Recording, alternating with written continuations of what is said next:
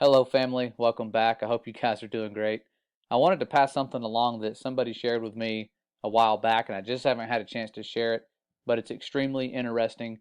It's one of those things you just have to share, and the people I've talked to about it had never heard of it, so I figured maybe you haven't, and it's great that we share information that we come across, kind of break some of the mystery of what's going on beyond where we're allowed to explore. And this story is one of those that will blow your mind because it reveals sort of what we already assumed would be going on there. But this person that shared this with me was very kind and said, "Hey, this is really cool. Have you heard about this?" And I haven't heard anything about it until they shared it. This channel here, Yup 0123, and they said, "I found this on Facebook and I think it's worth sharing with you all. I kept the original post's layout untouched to keep its originality." So they've broken it up. You'll see what I'm talking about, or what they're talking about here in just a second. And the story, I will scroll to it, starts right here. And this person reached out on one of those truther Facebook pages. There's lots of them where they were talking about the firmament. And they had a military background. And they said, "I've never really believed in Jesus or done the whole church thing, but I think I've seen the stuff you guys are talking about here. I just didn't know what it was at the time." This person was in the Army from 1997 to 2000, and they said, "I was sent to McMurdo Station in Antarctica. I was a helicopter mechanic and a crew chief, and they had volunteer tours open for guys to go there and work on the helicopters there. When they asked for volunteers," sorry, there's some typos here. I'll try to read it and say what I believe they were trying to say. But it says, when they asked for volunteers, a bunch of us applied, but only me and one other guy got accepted. The application process had a bunch of questionnaires that we had to fill out, and we had to sit for a bunch of one-on-one interviews. It was mostly just a bunch of questions about what our interests and beliefs were. It's weird that they would ask about their beliefs. I was sent to McMurdo Research Station in August of 1998. When we weren't busy de-icing the aircraft and working on them, we had time to hang out with the scientists at the research station. The military unit attached to McMurdo was small, and we didn't have our own separate facilities. We didn't have a PX or a media center. There was no chapel or chaplain, and we didn't have our own separate mailroom. We just had to share the same facilities with the scientists and researchers, so over time I got to be friends with a few of them. They had two different kinds of ice they worked on and studied. This is where it gets interesting. One kind of ice was the normal kind that we've all seen. They took cores of it out of boreholes in the ground. Just like normal ice, it was mostly clear and sometimes white, and it would melt into liquid water if it got warm. The whole area of Antarctica is covered in this kind of ice. But that wasn't their main kind of ice. The only time I ever saw them actually studying normal ice was when a film crew from National Geographic came by. The rest of the time, which was most of the time, the scientists were studying something they called sky ice. This stuff was totally different. We were never allowed to go into the laboratory areas of the station because the labs had to be kept super clean, and they said it would mess up their work if they risked letting too many people in the lab. But one time, one of the researchers that I was friends with showed me a piece of sky ice. You couldn't touch the stuff with your bare hands because it was so cold. And it wasn't clear or white like normal ice. It was solid blue. He said that's why they call it sky ice, because it was the exact same color as the sky. We had to wear thick, heavy going outside gloves to handle it. The stuff was so cold it would instantly freeze your skin if you touched it. I don't remember what the temperature he said it was, but it was something like hundreds of degrees below zero, way colder than the normal ice that was outside. He had to carry it in a metal bottle that was kind of like a thermos. He let me play with the piece of it for a while. It felt lighter than a piece of normal ice of the same size, like it wasn't very heavy at all. It almost felt like you could throw it up in the air and it would just float back down. But I didn't try that. And it was also a little flexible when I tried to bend it. It didn't break like normal ice would. And even for a small piece, you could see through it. It was solid blue right from the surface. And here's the really weird part. It didn't melt into water. When it got warm, because we had it inside, it just started to shrink. It got smaller and smaller, but my glove never got wet.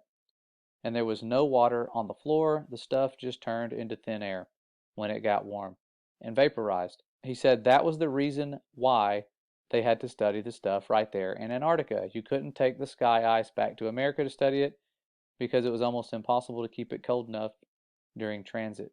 And then they shared a verse right here where it says, "And above the firmament that was over their heads was the likeness of a throne, as the appearance of a sapphire stone. And upon the likeness of the throne was the likeness as the appearance of a man above upon it." And then we continue off where it says it would always vaporize into air and you'd have nothing left when you got back to the US, he said. Russian scientists had discovered the same problem when they tried to take the ice back to Russia. So that was why they all had research stations in Antarctica. After maybe 15 minutes of handling the piece of sky ice, it was almost completely gone. Just a tiny little bit was left, and my glove was dry the whole time. I'd never seen anything like it before or since, and that's unusual because I've always had an interest in scientific things. I think that's even why I got selected to go to Antarctica, because a big part of the interview was about science and what I believed about things. So I really thought it was cool to see something I'd never heard of before. The whole time I was at McMurdo, I heard people talking about the wall like that was a special place. It's pretty common to find ice walls and ice cliffs all over Antarctica. The whole place is ice, but it's all just normal white or clear ice. So I asked my friend where they get the sky ice from, and he said it comes from the wall.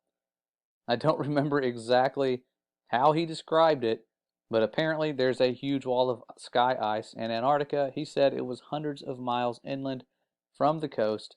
I never got to see it myself because I was only, and then I'm going to skip forward, stationed to McMurdo. I didn't get to go out on expeditions. He said it was the biggest natural structure in the world. Imagine that. He said that in the 1960s, the U.S. Army had a plan to bore a tunnel into the wall, but they didn't have a boring machine that could handle the super cold temperatures, so they had a whole testing project in Greenland where they developed ice tunnels and invented new boring machines that could operate in super cold temperatures. So this was back when they were going into forming NASA and all the other things that were kind of strange, the Antarctic Treaty, around that time, pretty close to it. And he says, like they did this whole big thing in Greenland for just practice. So it was like they were practicing to bore into the sky ice. I'm not an expert on that, but that's just what he told me. Then, once they had the new boring machine figured out, they brought it to the ice wall, or to the wall in Antarctica. He said that the machine bored a tunnel. I don't remember exactly, it was like 5 or 10 miles into the wall, but that they never broke through the other side of the wall, and that they still don't know how thick the wall is even to this day. And I'm probably not remembering this part correctly, but I think he said that at first the floor of the tunnel was solid rock, but after a mile or two in, the floor was sky ice, like it was sky ice underneath after a certain point, or something like that. And apparently the wall slowly builds itself back up. So it slowly builds itself back up after you cut it, because after a year or so, the tunnel had shrunk smaller all by itself, like a self-healing wound. It starts closing up. They had to leave the boring machine inside the wall because the tunnel shrunk too small to get it back out. And after a few decades, the tunnel was completely gone, like the part of the wall was solid again. He said that now the scientists were trying to use technology to figure out how thick the wall is.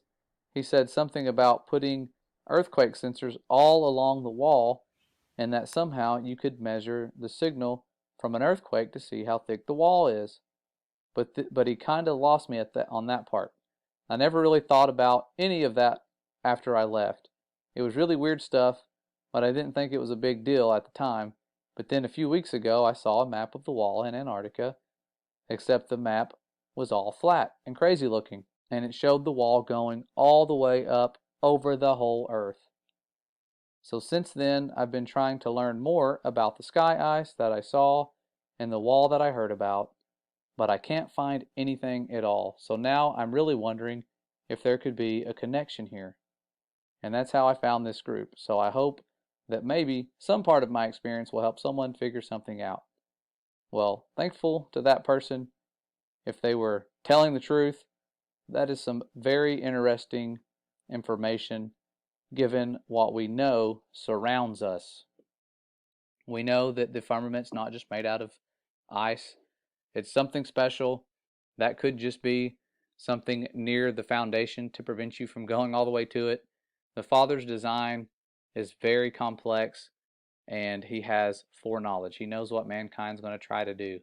Those little nuclear bombs they shot at the firmament was nothing to the firmament. They can't break it. They've tried. If they could, they would, but they can't. And this is just one of those stories that confirms a lot of what I had assumed would be going on. I always thought, man, if they are out there and they can go to it, they're probably trying to drill through it. And if they are, how have they not gotten through it already?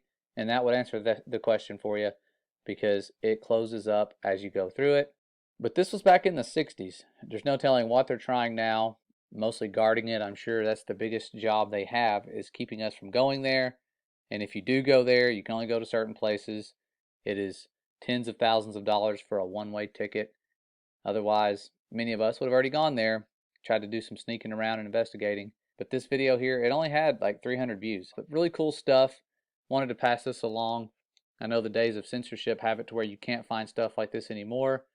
And I remembered putting it in my firmament playlist. I just wasn't sure if you guys had heard about this and wanted to pass it along to you. Answers some questions that most of you, if you're like me, had about what's going on out there and what are some of the properties near the foundation of the firmament, if they're even close to it. Could go on like that for many, many miles. Who knows? We'll find out soon someday. The firmament itself will roll away like a scroll, but that second day of creation, where he put this expanse for signs and for seasons, and letting us know that he will return very soon. And it's one of those things that we're sensing is right around the corner due to the way things are going in the world and what they're trying to prepare us for and all the division. But they're preparing for a war. I'll go over that in a little while in another video, what they're preparing for and how you can be prepared yourself to not fall for the deceptions to come. But see you guys around soon. I know that this is a random video, and I'm just trying to put this stuff out there and stop procrastinating and share the information that I have while we still can. I'll see you guys really soon. Stay safe and stay ready.